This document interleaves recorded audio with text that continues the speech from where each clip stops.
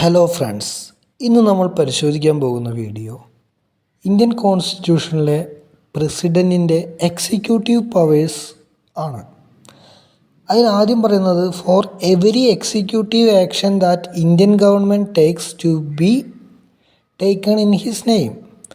എല്ലാ എക്സിക്യൂട്ടീവ് പവറുകളും Indian government എടുക്കുന്നുണ്ടെങ്കിൽ അത് ഇന്ത്യൻ പ്രസിഡൻറ്റിൻ്റെ പേരിലായിരിക്കും. അടുത്ത എക്സിക്യൂട്ടീവ് പവർ എന്ന് പറയുന്നത് appointed as a attorney general of India. Attorney general of India എന്ന് പറഞ്ഞു കഴിഞ്ഞാൽ ഇന്ത്യയിലെ ഏറ്റവും വലിയ ലോയർ ഓഫീസറാണ് അറ്റോർണി ജനറൽ ഓഫ് ഇന്ത്യ. അദ്ദേഹത്തെ അപ്പോയിൻറ്റ് ചെയ്യുന്നത് പ്രസിഡൻ്റാണ്. He appointed the following people. Executive പവറിൽ അടുത്ത് പറയുന്നത് ഇന്ത്യൻ പ്രസിഡൻറ്റിന് താഴെ പറയുന്ന എല്ലാ ആളുകളെയും അപ്പോയിൻറ്റ് ചെയ്യാനുള്ള പവർ ഉണ്ട്.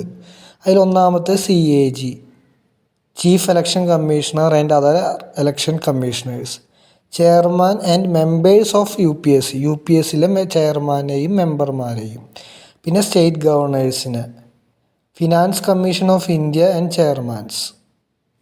ഇന്ത്യൻ പ്രസിഡൻറ്റിൻ്റെ അടുത്ത എക്സിക്യൂട്ടീവ് പവറായിട്ട് കണക്കാക്കുന്നത് administrative information from the union government. He seeks administrative information. ഭരണസംബന്ധമായ ഇൻഫോർമേഷനുകൾ ഗവൺമെൻറ്റിൻ്റെ നിന്ന് സീക്ക് ചെയ്യാനുള്ള പവർ ഇന്ത്യൻ പ്രസിഡൻറ്റിനുണ്ട്. He appointed national commission of scheduled caste, scheduled tribe, other backward classes. ഇനി 3 വിഭാഗത്തിൽപ്പെടുന്ന നാഷണൽ തലത്തിലുള്ള കമ്മീഷണർമാരെ അപ്പോയിൻറ്റ് ചെയ്യുന്നത് പ്രസിഡൻ്റ് ആയിരിക്കും. President appointed as a interstate council. He appointed administrators in the union territory. Union ടെറിട്ടറിയിലുള്ള, അതായത് ലക്ഷദ്വീപ്, ആൻഡോമാൻ നിക്കോബാർ പോലെയുള്ള union ടെറിട്ടറിയിലെ administrators ഓഫീസർമാരെ നിയമിക്കുന്നത് പ്രസിഡൻ്റ് ആയിരിക്കും.